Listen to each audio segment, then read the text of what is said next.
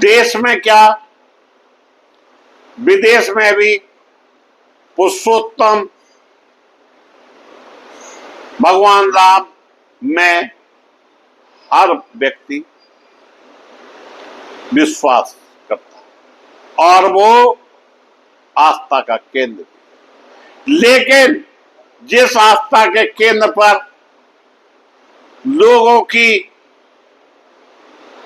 श्रद्धा जुड़ी हो, अगर उसी स्थान पर चोरी हो जाए, वो भी करोड़ों की नहीं, अब तो मामला अरबों तक टकरा रहा है।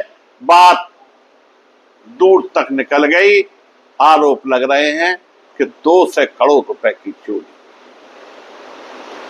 निश्चित रूप से जो लोग वहां पर काम कर रहे थे और बरसों से काम कर रहे थे, उनकी आस्था में खोट आ गई और इससे लाखों राम भक्तों के दिल पर भारी आघात लगा। नमस्कार, मैं मुकेश उदैनिया, आप देख रहे हैं सीधे बोले। जब उन्हीं लोगों ने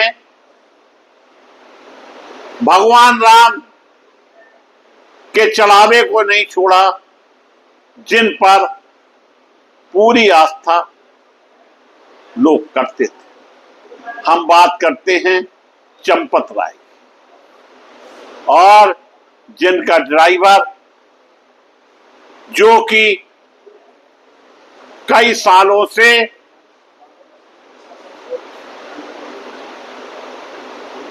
इसी मंदिर में जुड़ा हुआ था, उसी ड्राइवर ने हाथ साफ कर दिया और लाखों रुपए नहीं, करोड़ों रुपए मंदिर के चढ़ावे से गोल। जबकि उसे सालाना तनख्वाह भी लगभग 22,000 रुपए मिल रही। क्योंकि चंपत राय का ड्राइवर था, चपत लगाना उसके स्वभाव में था और वीआईपी व्यवस्था में वो सदैव आगे रहता था, लोगों का विश्वास जीत लिया था।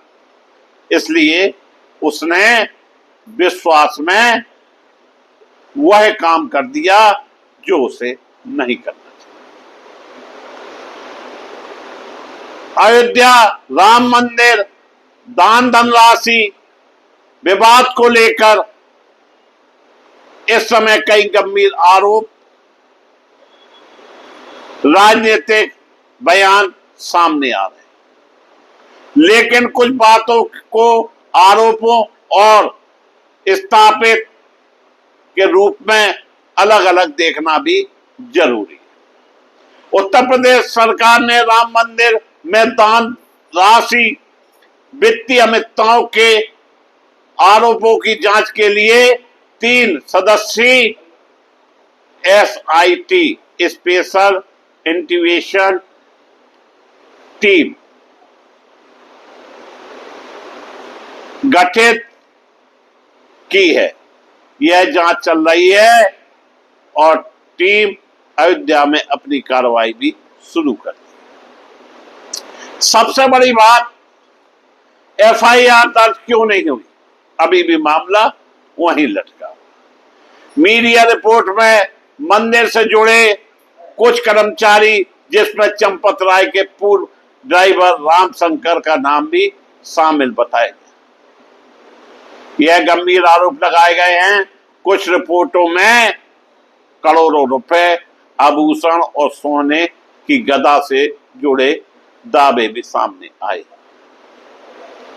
दूसरी ओर श्री राम जन्मभूमि तीर्थ क्षेत्र ट्रस्ट और इनके पदाधिकारियों का कहना है कि नियमित ऑडिट हो रहे हैं और अभी तक जांच में आरोपों की पुष्टि नहीं हुई है।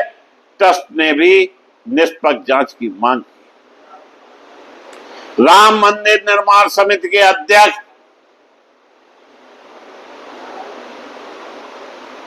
ने कहा कि जांच में कोई ढिलाई नहीं की जाएगी और दोषी पाए जाने पर कार्रवाई होगी। जिनका नाम निरपत मिश्रा है। जहां तक 200 करोड़ की चोरी, अफीम कोठी की 99 साल की लीज 1 रुपए में दिए जाने या किसी विशेष व्यक्ति को लाभ पहुंचाने के आरोप पर सवाल हैं। इन दावों पर अभी आधिकारिक जांच की अंतिम निष्कर्ष सार्वजनिक नहीं हुआ है, इसलिए इन्हें फैलाल आरोप के रूप में ही देखा जाना चाहिए, सिद्ध तथ्य के रूप में नहीं। उपलब्ध ताजा रिपोर्ट के अनुसार मामला जांच के स्तर पर है और एसआईटी जांच कर रही है, जैसा कि हम आपको ऊपर भी बता चुके। लेकिन किस किस व्यक्ति के विरुद्ध एफआईआर की गई नहीं की गई, यह रहस्य बना हुआ है और ऐसी कोई जानकारी नहीं आई जो हम आपसे शेयर कर सकें।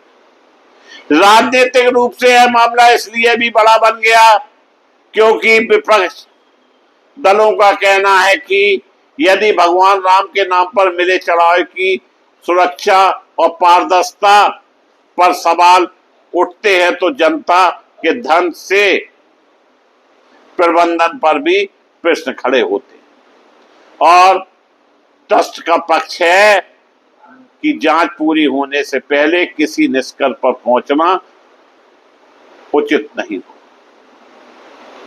इस पूरे विवाद का सबसे महत्वपूर्ण बिंदु यही है कि एसआईटी की अंतिम रिपोर्ट क्या कहती है,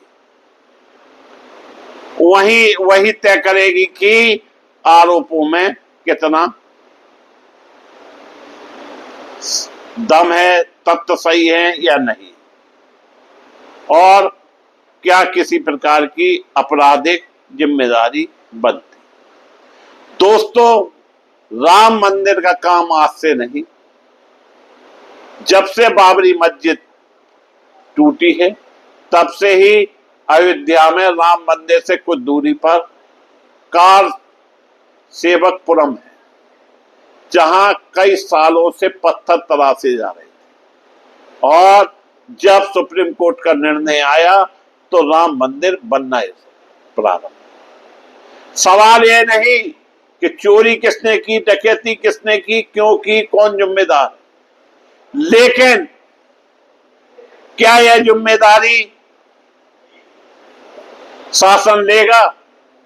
क्या यह जिम्मेदारी हमारे देश के प्रधानमंत्री लेंगे?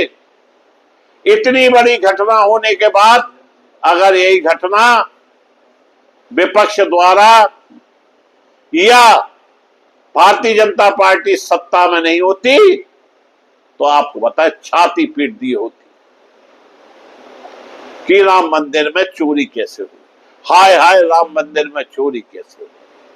अब चोरी क्या, डकैती हो गई, गोबर के नीचे पैसा मिला, रुपया मिला, आभूषण मिले, लेकिन अभी भी मामला जांच के उसमें लटका हुआ है और जांच कब तक चलेगी यह सब डिपेंड करता है हमारे देश के प्रधानमंत्री नरेंद्र मोदी के। और कहीं जांच में ही मामला लपटकर कूड़े के ढेर में ना समा जाए। लेकिन यह बात पक्का है, भगवान राम का पैसा है, आसानी से हजम नहीं कर पाता। निश्चित रूप से कहीं ना कहीं आपको इसका दंड भुगतना पड़ेगा। यह सब आगे की बातें हैं। आगे जैसा जैसा राम मंदिर पर समाचार मुझे मिलेगा, हम आपके सामने सीधे तौर पर पेश करने का पूरा प्रयास करें। इसी के साथ हम आपसे अपेक्षा करते हैं आप चैनल को सब्सक्राइब करें। पुनः आप सभी को धन्यवाद देता हुआ अपनी बात समाप्त करें।